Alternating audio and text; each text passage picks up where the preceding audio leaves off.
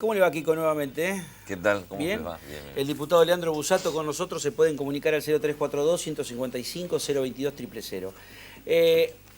Acá la producción, digamos, o sea, lo invitó por supuesto por el tema de tratamiento de la ley de protección a testigos, pero hay muchos temas para poder abordar con el diputado.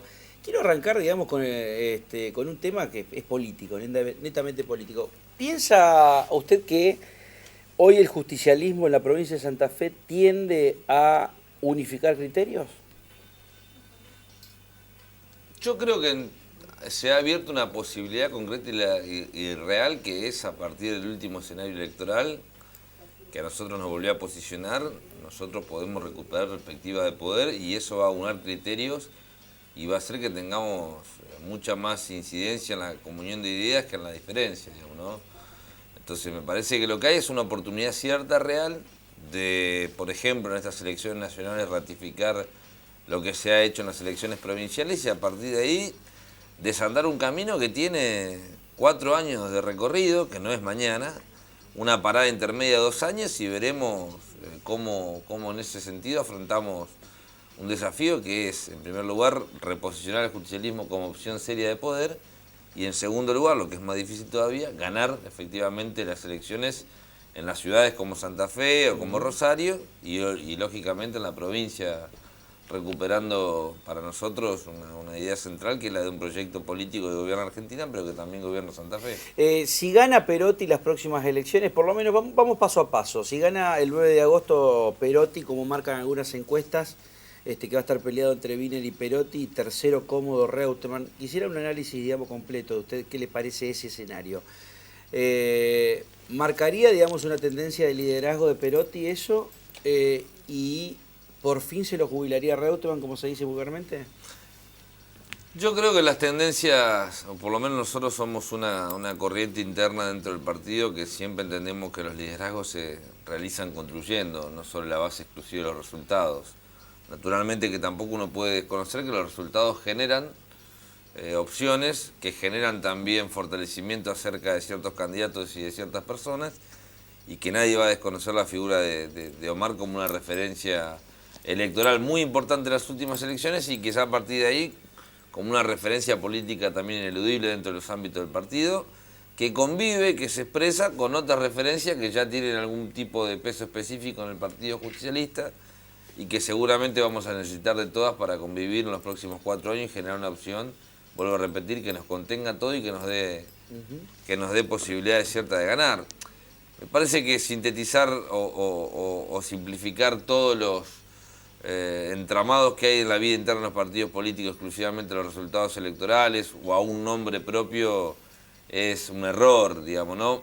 Porque aún, y usted lo sabe mejor que nadie, cuando los resultados electorales se dan, todos sabemos que la política es muy dinámica y en la Argentina aún más. Por lo cual en 4 años las cosas pueden cambiar. Segundo, respecto al retiro de Reutemann, yo creo que Reutemann es una persona que optó por retirarse hace mucho tiempo de la política. Reutemann se ha acordado que hace política 3 meses antes de cada proceso electoral en los últimos 12 años. Entonces, de alguna manera, quien ha elegido el ostracismo y de alguna manera quien ha elegido desaparecer de la situación política actual ha sido el propio Reutemann. Lo que sí le puedo garantizar, y creo que Reutemann debe estar empezando a pensarlo de otra manera, es que la realidad política nacional cambió y que la sociedad tiene una valoración distinta de aquellas personas que aparecen cada 6 o cada 4 años. Estoy de acuerdo. De la que están permanentemente opinando, independientemente Ahora, de que las opiniones... Kiko, ¿pensabas que podía haber un escenario parecido al de hoy? No hay una encuesta que lo ponga a Reutemann con posibilidades de entrar al Senado. No, tiene 73 años Reutemann, digo. Y vuelvo a repetir, y aparece No sería un problema el tema de la edad. No, pero hay una generación, yo creo que hay una generación incorporada a la política que no lo conoce a Reutemann ni como deportista. Digo, en primer lugar eso. En segundo lugar, vuelvo a repetir, me parece que la coyuntura actual no invalida lo que se ha generado en los últimos 10 años en Argentina, que es un proceso de discusión profunda, independientemente de la postura que toma cada uno, de determinados temas que hacen que uno se tenga que pronunciar. Mira, estoy a favor o en contra del matrimonio igualitario, estoy a favor o en contra de la estatización de los fondos jubilatorios, estoy a favor o en contra de la ley de medios, estoy a favor o en contra de un proyecto económico de determinados temas que yo creo que en ese sentido la sociedad reclama que sus dirigentes se hagan cargo y tomen decisiones. Reutemann ha sido ausente o un gran ausente de todos esos debates. El único debate en el que Reutemann intervino fue el de la 125 y lo hizo expresamente defendiendo intereses propios. Propios, la de su bolsillo. Porque está clarísimo que es un productor agropecuario que ha defendido en su momento una postura pensando ni más ni menos que en los campos de soja que tiene él. Entonces, de alguna manera, esas situaciones, a la hora de ponderar tu trabajo en un ámbito legislativo o tu trayectoria política, empiezan a jugar una situación que yo creo que terminan desembocando en lo que desembocan. Está con nosotros Leandro Busato, diputado provincial, reelecto diputado provincial, va a ir por 4 años más después del 11 de diciembre. Hoy estamos analizando un poco el escenario político que viene para el domingo que viene, o sea, para el domingo 9 de agosto. No hay mucho termómetro real, o sea, si la gente está pendiente de tal o cual candidato, pero digo, pasó lo mismo en las primarias de la provincia. Y además con el agregado de que venimos de una elección los santafesinos muy fuerte en la provincia de Santa Fe el primer semestre. Vamos a las preguntas de mis compañeros. Vamos a arrancar con Sergio Ferreira. Dale. Bueno, no sé si tengo posibilidades de cambiar de tema o seguimos en Sí, el siga, lo que usted quiera. Básicamente, ayer estuvo con Mirta Legrand almorzando Daniel Scioli. Se sabe que ya a esta altura hubo un proyecto de su autoría, diputado, que de alguna forma tiende a sacarle ese título que en algún momento le dio el gobierno de la provincia a Mirta Legrand. Hoy hablaba con distintas personas que tienen quizás posturas contrarias al kirchnerismo y me decían, es una contradicción. ¿Qué opinará Busato de que el líder de su espacio político o quien tiende a ser el líder de su espacio político fue a almorzar con Mirta Legrand? Bueno, el candidato de nuestro espacio político, el liderazgo de nuestro espacio político sigue en manos de la presidenta, digamos, ¿no? No, yo se lo decía anoche a Héctor, lo charlábamos con Héctor casualmente anoche cuando vino el programa que conduce él, que tiene que ver básicamente con el distinto o los distintos espectros dentro del Frente para la Victoria que hay, las distintas sensaciones, inclusive las distintas posturas que hay respecto a determinadas personas o a determinadas coyunturas dentro del Frente para la Victoria, como sucede dentro de cualquier frente político. Yo creo que no dejo de pensar lo que pienso en Mirta Legrand por más que se siente a comer el Papa con ella, digo.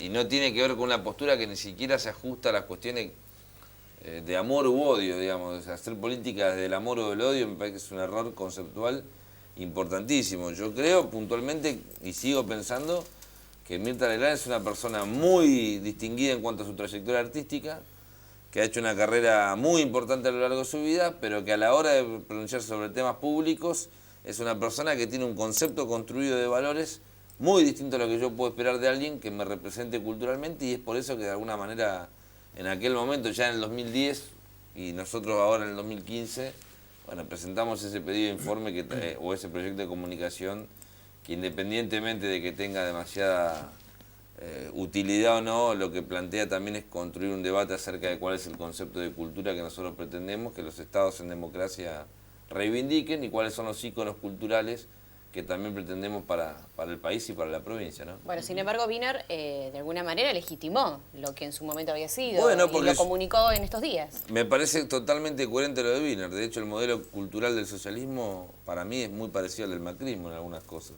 Reivindican las grandes pompas de jabón que tienen que ver con espectáculos o mega obras como el Puerto de la Música, que desde mi punto de vista son importantes, pero que no tienden a rescatar la esencia del pueblo de cada uno de los hechos que representan. No, perdón, pero el kirchnerismo ha hecho lo mismo, digo, grandes el kirchnerismo, en Plaza de Mayo, sí, con pero banda, con Fito Páez, con un montón de artistas, digo, sí, eso ha sido, digamos, sí, la bandera cultural del kirchnerismo ha sido importante en ese sentido. Sí, ha sido importante, pero yo creo que hay también un proceso de trabajo sobre la reconstrucción de la identidad del pueblo argentino, fundamentalmente de los pueblos originarios, muy fuerte, que no la he visto, por lo menos en el gobierno de Macri.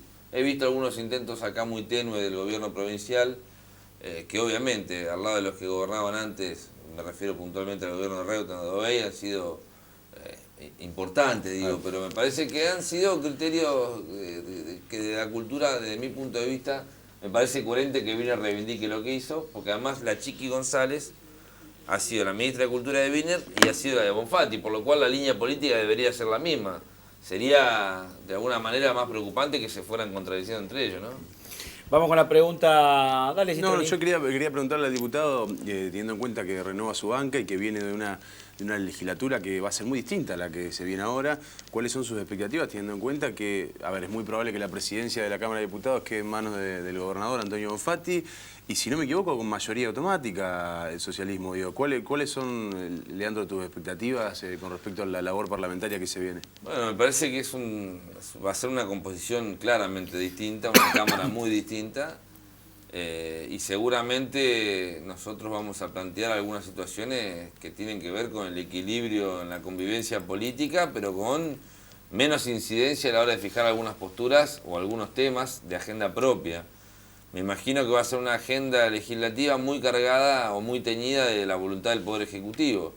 Digo, como durante estos 3 años y medio la mesa de entrada prácticamente de los proyectos ejecutivos ha sido el Senado, me imagino que la Cámara de Diputados va a recuperar ese papel simbólico de ser la mesa de entrada de la mayor parte de los proyectos del Poder Ejecutivo. De todos modos hay un escenario inédito, porque ya no hay ni siquiera 3 fuerzas políticas. Hay fuerzas políticas bien definidas, entre el Frente Popular con el FRADE con 2 bancas, 10 para el PRO, 10 nosotros y 28 el Ejecutivo.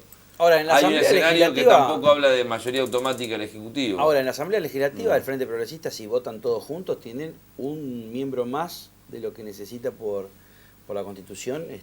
O sea, necesitan 35 miembros de la Asamblea Legislativa y tiene 36 entre senadores y diputados para poder votar todas las vacantes, por lo menos me viene en la cabeza, del Poder Judicial. Los pliegos que faltan directamente, por ejemplo, que se tienen que renovar en los organismos de control, Defensoría del Pueblo, Tribunal de Cuentas, si es que no se aprueba de forma ficta en las próximas sesiones. Digo, es la primera vez que sucede un escenario legislativo favorable para un gobierno que no sea justicialista. Es la primera vez que pasa esto. No, bueno, la gestión de Wiener tuvo mayoría también en la Cámara de Diputados el Frente Progresista, y en senadores, bueno, sí había mayoría abrumadora del Frente para la Victoria y del peronismo, digamos, ¿no? De todos modos, me imagino una Cámara con un nivel de intensidad muy importante, donde nosotros vamos seguramente a tener menos visibilidad quizá en temas de agenda, pero mayor visibilidad política, habida cuenta de que hay un dato de color, digamos, ¿no? Me parece que, como no ha pasado también anteriormente, me imagino a Miguel Lifchi tratando de construir la legitimidad política que no ha tenido de las urnas. Y no lo digo en detrimento de él, digo, es un gobernador que va a asumir apenas con el 30% de los votos, razón por la cual va a tener que legitimar claramente su gestión en los próximos 100 días, y eso le va a dar una dinámica a la provincia, políticamente hablando, muy fuerte, que va a hacer que muchos temas que están pendientes de esta propia Cámara y de los que vendrán, bueno, seguramente serán temas de agenda que empecemos a discutir. Con un cambio de gobierno nacional, digo, me parece que no van a... ¿Y qué pasa con...? ¿Puede llegar a darse algún tipo de alianza con otra fuerza, como el PRO, por ejemplo? ¿Y qué opinás sobre aquellos que dieron el salto, que se fueron al PRO, que estaban en el PJ y que ahora empiezan a preparar el terreno para la vuelta? No me imagino alianza con el PRO, porque creo que tenemos... No me imagino alianza política con el PRO, digo, me imagino que estamos parados en lugares distintos. Coyunturalmente a veces uno puede confluir en el mismo camino legislativo, eso es así, digamos, cuando uno trabaja un proyecto de ley y cree que lo hace para bien, la verdad que lo que busca es sumar adhesiones de todo el arco político, no solamente los que piensan exactamente como uno. No me imagino haciendo una alianza con el PRO porque creo manifestar un proyecto de país y desde la política una idea muy distinta a lo que está planteando el PRO, más allá del corte y del cambio de discurso radical de Mauricio Macri, reivindicando algunas cosas que nosotros entendemos son el ABC de lo que ha hecho el gobierno nacional estos años y que me parecen políticas de Estado que me parece muy piola que se reconozcan y que se tiendan a fortalecer más allá de quien gobierne. Respecto a los que se fueron del Partido Justicialista, mirá, la verdad que siempre tenía una visión muy crítica, también muy respetuosa. Y también me pregunto desde adentro qué habremos hecho nosotros para generar a veces ámbitos en donde quienes estaban acá tengan necesariamente que ver en otro proyecto político, a veces mayores bondades para abandonar comúnmente, como se dice, el barco e irse. Entonces, yo no voy a hacer absolutamente nada dinamitando cualquier posibilidad de que un peronista se sienta contenido en el partido. No son momentos para estar pasando la guillotina a puertas adentro, son momentos de acumular la mayor cantidad de fuerza posible, y nosotros hemos convivido dentro del Partido Justicialista, y hay que hacerse cargo porque creo que es una situación que le toca a todos los partidos políticos, con diversos espectros ideológicos. Digo, no hay dentro del peronismo quien tenga el 100% de la verdad y quien acumule para sí todos los méritos o todos los desméritos.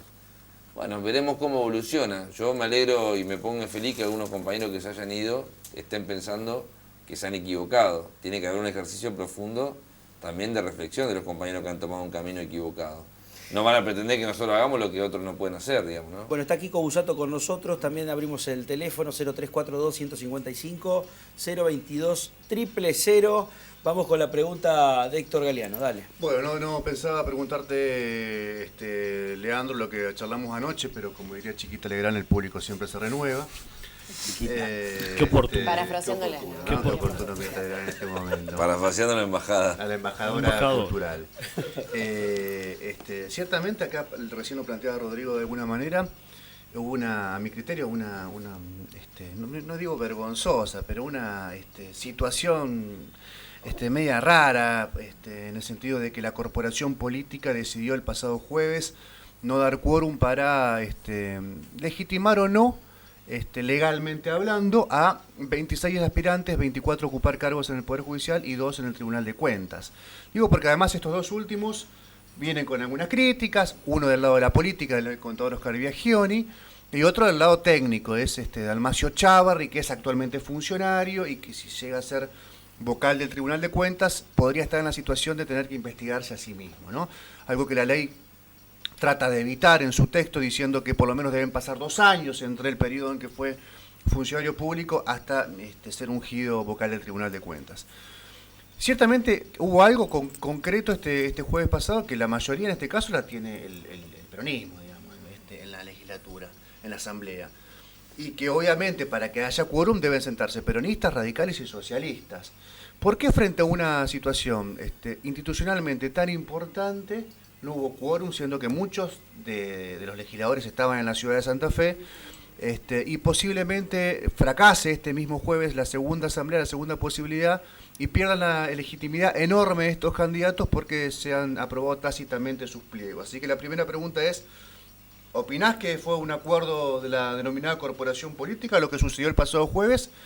Y en tu caso, ¿cuál es la mirada que tenés de Chávarri y de Biaggioni como aspirantes? Bueno, no, en primer lugar, siempre he sido muy crítico de esta situación. De hecho, el año pasado, recuerdo en el 2014, no digo que hemos denunciado en soledad, pero sí muchas veces hemos dejado constancia de una situación que para nosotros era novedosa, pero que en definitiva configuraba un atropello institucional, que era vaciar sistemáticamente algunos ámbitos como las asambleas legislativas para que los pliegos quedaran sostenidos fictamente sin aprobación de la asamblea legislativa, por lo cual no estoy de acuerdo. Después, si hay un acuerdo político de algunos sectores con el Ejecutivo, si hay un cambio de figuritas o si es una cuestión de responsabilidad en términos institucionales, habrá que verlo en cada caso en particular. También hay que decir la verdad, y ustedes lo saben, que no todos los partidos funcionan hacia adentro con la misma dinámica, ni con la misma solidez, ni homogeneidad en términos de bloque. Digo, no todos los senadores del peronismo se expresan unívocamente en el mismo sentido, no todos los 28 diputados tenemos la misma visión. Lo mismo sucede, creo, que en todos los frentes políticos. Lo cierto y lo concreto y lo real es que acudir a una herramienta que debería ser la excepción, que es la aprobación ficta de un pliego, termina siendo a veces la regla, y esto es lo que preocupa. Que terminemos tergiversando las instituciones y de alguna manera quitándole a los que también son aspirantes la posibilidad de que cada uno se exprese en favor o en contra de acuerdo a lo que establece la propia democracia. O sea que estoy netamente en contra, creo que es una cosa que hay que revisar profundamente en tanto y en cuanto se pueda debatir en la Constitución si se va a reformar. Yo creo que habría que invertir la regla, es fictamente se tumban los pliegos o se caen los pliegos y no quedan aprobados, porque realmente si no, no tiene ningún sentido convocar a asamblea legislativa. Y en segundo lugar, mi postura respecto a los pliegos, bueno, en el caso de los pliegos del Tribunal de Cuentas, yo tenía una observación puntualmente sobre el pliego de Chávarri, no voy a votar en favor del pliego, me parece que no hay, o que asisten objeciones técnicas fundadas. El de Biaggioni la verdad que no tengo ningún reproche que hacer porque fue funcionario de Reutemann, también fue funcionario de Wiener.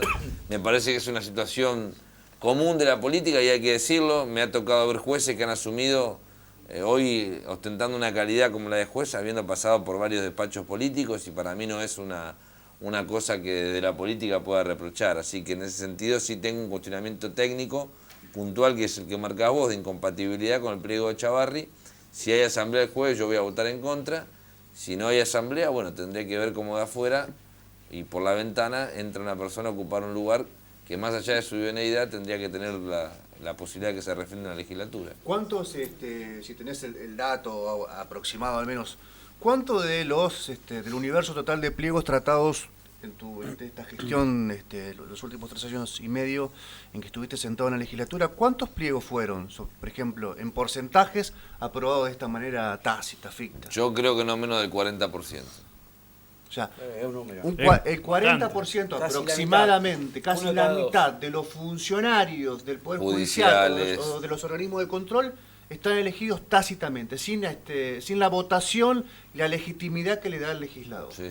Digo porque el año pasado nos cansamos de ir a asamblea y nos cansamos de ver cómo se caían mágicamente las asambleas. De hecho, medio hora antes estaban todos los legisladores y de repente, como diría un viejo senador, el espíritu de la legislatura aparecía y suspendía la asamblea, una cosa inédita, inaudita. Yo digo, ¿qué pasó? Y me decía, y siempre el mismo tipo me decía, es el espíritu de la legislatura. Bueno, habrá que exorcizarla. No, habrá que exorcizarla, digamos, la legislatura. Porque el otro día estábamos analizando algunos casos también de la última parte, por lo menos de la última parte que tuvimos memoria, así en una charla aquí del programa del gobierno de Obey.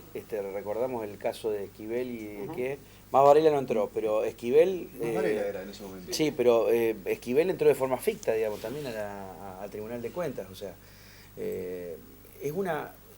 vos diste en la tecla en algo para que habría que analizarlo, ¿no? El concepto de si es excepción o no lo de la forma ficta, porque si está aprobado si está avalado, digamos, por la Constitución, creo que... Legal es, pero es muy legítimo que sea aprobado así. Chicos, estuve hablando escucho plantearlo vos acá, estuve hablando con 3 legisladores, un senador y 2 diputados, que no voy a dar nombre porque hablé telefónicamente, digamos, no lo llamé para hacer una entrevista, para preguntarle sobre el tema. Igual que vos, estaban en desacuerdo de que esto sea de esta manera, si el nombre puede ser, que se apruebe así y demás.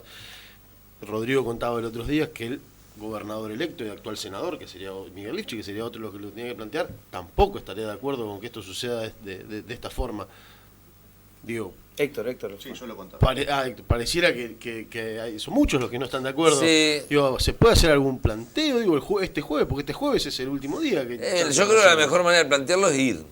Porque también hay que ser sincero. O sea, ¿vos vas a ir el jueves? Yo sí voy a estar el jueves, por supuesto, y voy a ir. Porque también hay que ser sincero. Del dicho al hecho, en la política a veces son muy largos los trechos. Entonces, yo puedo hacer un discurso muy encendido defendiendo la posibilidad y la obligación de concurrir, pero después no voy. Digo, pues también he sido yo muy crítico de muchos legisladores que se sientan a decir, bueno, falta tal ley, bueno, a ver, abramos el registro de asistencia y veamos quién va y quién no va. Lo digo esto sin ánimo de entrar en situaciones individuales, porque digo, me parece que en el espíritu coincidimos todos. El tema es, Juan, cuando...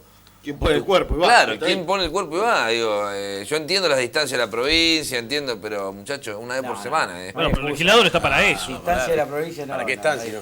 ¿Viste? Entonces, me parece que esas cosas yo también las veo como vos. También veo que muchos compañeros off the record te dicen, no estoy de acuerdo, pero después avalan y no van, digamos, ¿no? Entonces, ahí me parece que hay que hacer profundamente un llamado a la reflexión. Y después también lo hablábamos con vos anoche, Héctor, me parece que hay algunas situaciones que se tienen que mejorar sobre la base de modificar algunas instituciones. Por ejemplo, y lo digo como representante de algunos legisladores, en la comisión de acuerdo, en la bicameral de acuerdo, cuando uno aprueba o no un pliego, es sumamente riesgoso que muchos pliegos lleguen a la legislatura y los cuestionamientos de la legislatura puedan tumbar un proceso de concurso, de antecedente de oposición, de selección y de entrevista previo para que una persona que reunió todos los requisitos y su pliego se envió a la legislatura no termine asumiendo el pliego que tiene o el cargo que tiene que asumir. Por lo cual, Si hay un proceso de fuerte cuestionamiento a los puntajes, a los concursos de oposición, a las entrevistas, muchachos, los legisladores tenemos que participar antes. No en el cierre de la etapa. Tenemos que participar del Consejo de la Magistratura, como suele suceder en Nación. Y yo creo que no es necesaria ni siquiera la instancia de la modificación de la Constitución para que podamos participar del Consejo de la Magistratura. Porque es ahí donde uno tiene para objetarle a tal persona que no tiene la idoneidad suficiente para ser juez.